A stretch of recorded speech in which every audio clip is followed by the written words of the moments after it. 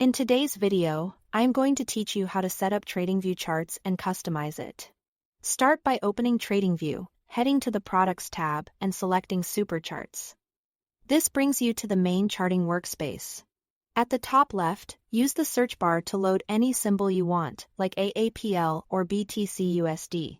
Right next to the symbol, choose your time frame from quick options such as 1 minute, 1 hour, or daily. Shorter timeframes help with intraday detail, while higher timeframes give you the bigger picture. If you want to monitor more than one chart at once, click the grid icon in the top right to switch to multi-chart layouts. This feature is available on paid plans, and it's handy for comparing different assets or timeframes side by side. Make sure your work is safe by confirming the cloud icon in the top right shows that autosave is on. You can also use its drop-down to save chart layouts manually and keep versions organized. To customize the look and feel, click the chart and choose Settings, or click the gear icon in the top right.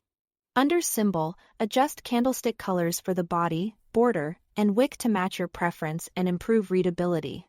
In Appearance, switch between dark and light mode, change the background and show or hide the grid. You can also add a watermark with the symbol to avoid confusion when juggling multiple charts. In Scales, adjust text sizes and configure the price and time axes, so labels are easy to read at a glance. If you prefer a clean canvas, go to Settings and under Canvas or Appearance, depending on your interface. Set horizontal and vertical grid lines to none. Next, add Analysis Tools.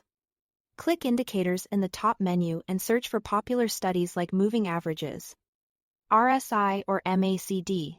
Once an indicator is on your chart, hover over its name and click the gear icon to fine-tune inputs and styles to match your strategy. For drawings, use the vertical toolbar on the left for trend lines, Fibonacci tools, and shapes. Click the star next to any tool to favorite it and create a floating toolbar for quick access.